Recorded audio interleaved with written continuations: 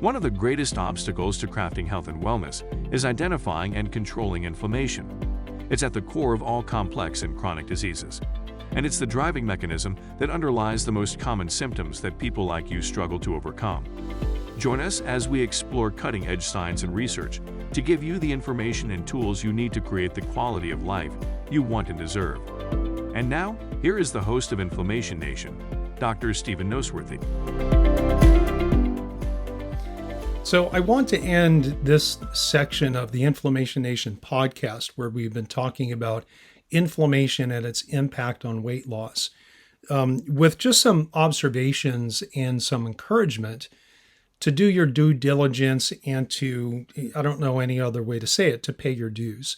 It's very common with the people I work with for them to have some initial excitement because we put them on a program where we change their diet, we identify what their inflammatory triggers are, we get them on the right nutritional supplements and changing things that need to change so that they can have more control over their physiology.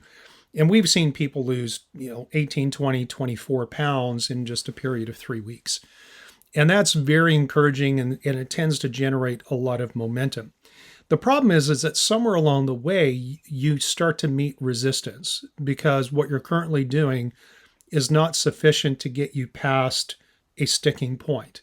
Sometimes sticking points come and then they resolve on their own or without us having any idea of actually why they came and why they resolved. But in most cases, people hit a sticking point with weight loss that's going to require them to change something. And quite often it is being more diligent on the diet and putting in more work in terms of increasing physical activity as well as going to the gym. And I do draw a distinction between activities and exercise. And that's maybe a discussion for a different day. And I know I keep saying that, but we'll get to everything eventually.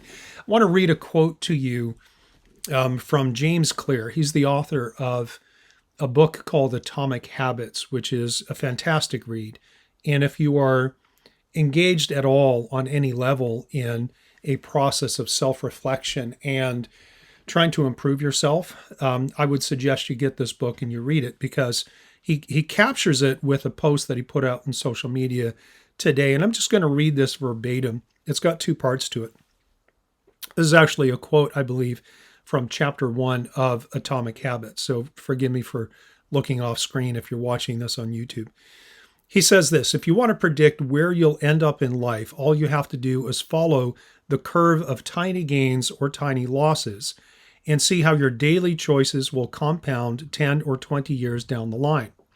Are you spending less than you earn each month?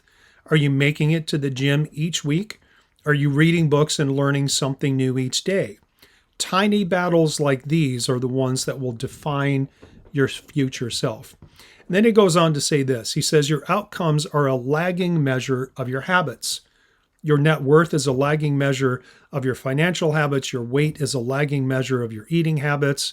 As you know, there's more to the story just than that. Your knowledge is a lagging measure of your learning habits, and your clutter is a lagging measure of your cleaning habits. You get what you repeat. And so it's just kind of a final word of encouragement is that this is a process. We start to think about hard beginnings and hard endings. Like I weigh this now and I want to weigh this much at some point in the future. And we look at those as defining points that are fixed and they're rigid. And we forget about all the stuff that happens in between. And we forget that we're trying to fit all of these things into the ebb and the flow of life.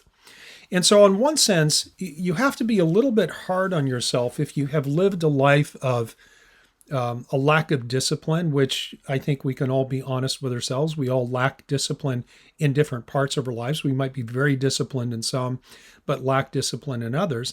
And it might be uncomfortable for somebody to point that out to you. And it might be uncomfortable even more so for you to start to actually face up to that and say, okay, this is something I know about myself and it's something I'm going to change. But the truth is, on one hand, we do have to be a little bit tougher on ourselves and say, I need to be more disciplined and build the habits that are going to let me be successful in this particular endeavor. But on the other hand, we need to be a little bit more gentle and forgiving with ourselves if and when we fail to meet our own expectations. And I say that understanding that I risk giving permission, for example, for someone to say, well, Doc said it's okay to, cheat. And I don't really say that, but I know people are going to. It is a rare person indeed that can set a goal to lose 50, 75, or 100 pounds and be on point every minute of every day for however long it takes to do that.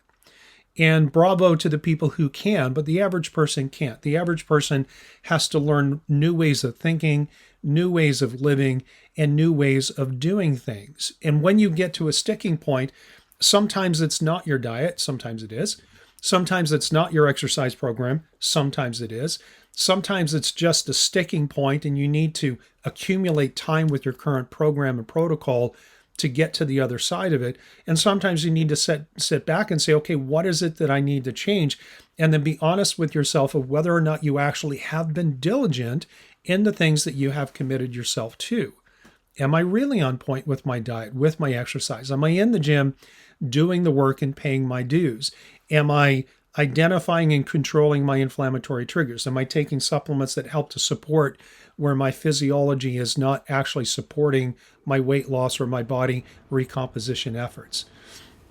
And this is more about the head game and the headspace that's involved in becoming a better version of yourself. And I say this because as I'm recording this, we're getting towards the end of 2021, and we're getting close to that time where everybody starts thinking about New Year's resolutions. And this is actually one of the reasons why I chose to begin this podcast by talking about inflammation in the context of weight loss. It was no accident that I did that. It's because I know that there are going to be millions of people out there. Not all are going to find my podcast, even though, well, from my lips to God's ears, wouldn't that be great? But I know that there are a lot of people out there who are going to be struggling. They're going to be in the gym every day for the first week or two in January. They're going to be committed to a diet for the first week or two in January. And by the time February or March rolls around, they're just back to their old habits. And they're going, well, I guess I blew it. I'm just going to wait until next New Year's. Don't be that person. 2022 is your year. This is your year. Right now, today, tomorrow, the next day is the time that you get your mind in gear and you start understanding the things that are preventing you from doing the things and accomplishing the things that you set out to do. And if losing body fat and increasing muscle mass and strength and functionality and improving your body composition is part of that goal, then I'm here to support you. And I hope that this section of our podcast has been helpful and it's been valuable to you. If it is, then you can hit my website at drnoseworthy.com. I've got a contact form there that you can find under the tab that says Contact Us. Just reach out and say, hey, I appreciate the work that you do.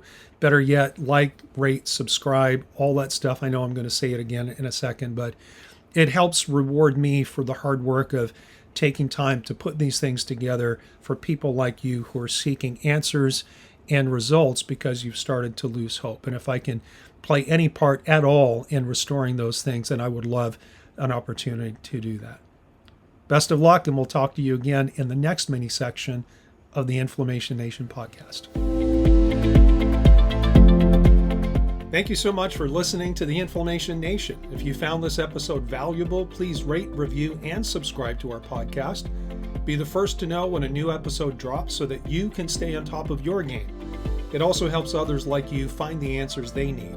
And why not head over to my main website, drnoseworthy.com, that's drnoseworthy.com, to explore my personalized functional medicine coaching programs, submit a question to the podcast, maybe take a quiz, or even reach out to me using the contact form that you can find there.